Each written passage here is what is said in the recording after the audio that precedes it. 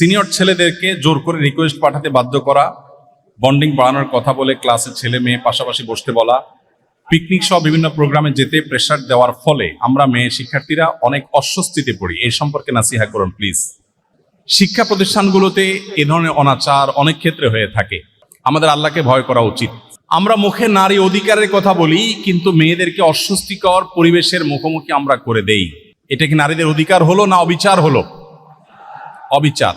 এই অবিচার যারা করবেন মনে রাখবেন, একটি জুলুমও নাই যে জুলুমের বিচার কিয়ামতের দিন হবে না।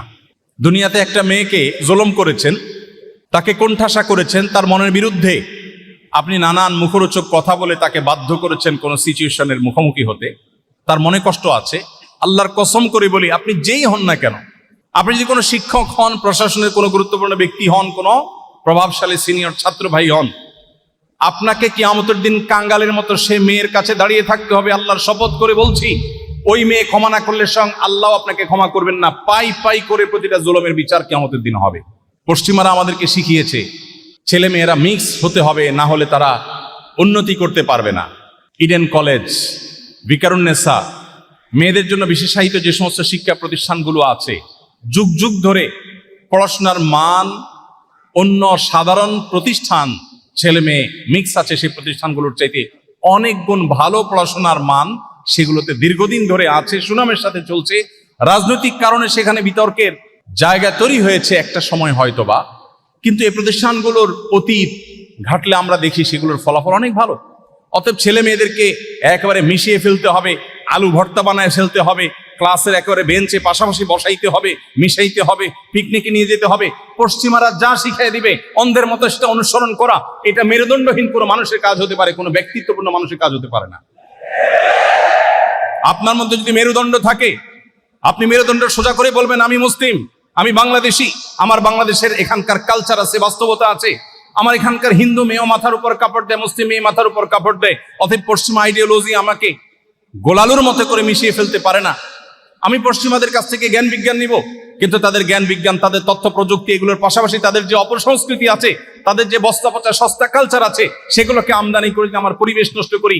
অনেক বিশ্ববিদ্যালয় আছে, অনেক শিক্ষা প্রতিষ্ঠান আছে, যেটা চারপাশ দিয়ে যখন যাই, ক্যাম্পাস যখন প্রদক্ষিণ করি, আমার কাছে মনে হয় আমার এই তরুণ বন্ধুরা অনেকে, আমি সবার কথা বলছি না, অনেকে তাদের বেশভূষা, তাদের ড্রেস আপ, তাদের কালচার, তাদের উঠা বসা, তাদের লাইফস্টাইল দেখে বোঝার কোনো উপায় নাই এরা বাংলাদেশের সন্তান। তাদের দেখে মনে হচ্ছে যে তারা কোনো পশ্চিমা পৃথিবীতে বসবাস করছে। একটা জাতি নিজের কৃষ্টি কালচারকে হারিয়ে ফেলা, নিজের জাতিসত্তাকে হারিয়ে ফেলা, নিজের আত্মপরিচয়কে হারিয়ে ফেলা, এর চেয়ে দুর্ভাগ্যজনক বাস্তবতা আর কি। অতএব আমরা তাদের কাছ থেকে ভালো কিছু গ্রহণ করব, কিন্তু বস্তা পচা সস্তা জিনিসগুলো নয়। একজন মেয়েকে আল্লাহ তাআলা মেয়ের মতো করে সৃষ্টি করেছেন, পুরুষকে পুরুষের মতো সৃষ্টি করেছেন। আপনি একাকার করে ফেলবেন, মিশিয়ে ফেলবেন, আপনি ভর্তা বানায় ফেলবেন, গোলালু বানায় ফেলবেন, একবারে খিচুড়ি বানায় ফেলবেন, আপনি ব্যর্থ হবেন নিশ্চিত। গোটা পৃথিবীর উন্নত দেশগুলোর অনেক ভালো দিক থাকলেও এই জায়গাটাতে তারা দারুণভাবে ব্যর্থ হয়েছে। তাদের সমাজ ব্যবস্থা, পরিবার ব্যবস্থা, তাদের পারিবারিক বন্ধন সবকিছু মুখ থুবড়ে পড়েছে। আজ এই ব্যর্থতার অন্যতম প্রধান কারণ হলো আল্লাহর সিস্টেমের বাইরে যাওয়া। সৃষ্টিকর্তা তৈরি করেছেন দুজনকে ডিফারেন্ট আপনার প্যাটার্নে, সম্পূর্ণ ভিন্ন ভিন্ন প্যাটার্ন দিয়ে আপনি মিশে একাকার করে ফেলবেন সবকিছুতে, আপনি পারবেন না এবং করতে যাবেন আপনি ব্যর্থ হবেন। অতএব প্রতিষ্ঠান, শিক্ষা প্রতিষ্ঠান যদি এরকম করেন, শুধু মেয়ে শিক্ষার্থীদের কথা না, অনেক জুনিয়র শিক্ষার্থীদের প্রতি সিনিয়র ভাইরা জুলুম করেন, আছে না নাই? কিয়ামতের ময়দানে এই সিনিয়র ভাইরা কাঙ্গালের মতো। এই সিনিয়র ভাইটা একসময় হয়তো হাজী সাহেব হয়ে যাবে, গাজী সাহেব হয়ে যাবে, লম্বা দাড়ি রাখবে, জুব্বা পরবে, টুপি পরবে, নামাজ পড়বে, তাহাজ্জুদ পড়বে, দান করবে, সাদাকা করবে, হজ করবে, ওমরা করবে, এমনকি হয়তো ওয়াজ নসিহত করবে, হয়তো অনেক বড় বড় লেকচার দিবে। কিন্তু সে কলেজ লাইফে, স্টুডেন্ট লাইফে, সে ইউনিভার্সিটি লাইফে তার কোনো ছোট ভাইয়ের প্রতি অবিচার করেছে, তাকে কোনোভাবে টিজ করেছে, অত্যাচার করেছে, জুলুম করেছে। কিয়ামতের ময়দানে নবীজির হাদিস বলছে, ওই হাজার হাজার ওমরা, হজ, নেকামলের পাহাড় নিয়ে উঠা মানুষটা কাঙ্গালের মতো ওই জুনিয়র ভাইটার কাছে গিয়ে দাঁড়াবে। রিক্সাওয়ালার সাথে দুর্ব্যবহার করেছেন, ভাড়া দেন নাই, কলেজ ইউনিভার্সিটি স্টুডেন্ট, ধমক দিয়ে চলে আসছেন, গালি দিয়ে চলে আসছেন, আপনার হয়তো মনেও নেই। কিয়ামতের ময়দানে দেখবেন চাচা ঠিকই দাঁড়ায় রয়েছে। আল্লাহর কসম, আপনি সেদিন পার পাবেন না। আল্লাহকে ভয় করবো তো ইনশাআল্লাহ, কারোর প্রতি অবিচার আমি করবো না, ঠিক আছে তো ইনশাআল্লাহ। আল্লাহ আমাদের সবাইকে তৌফিক দান করুন।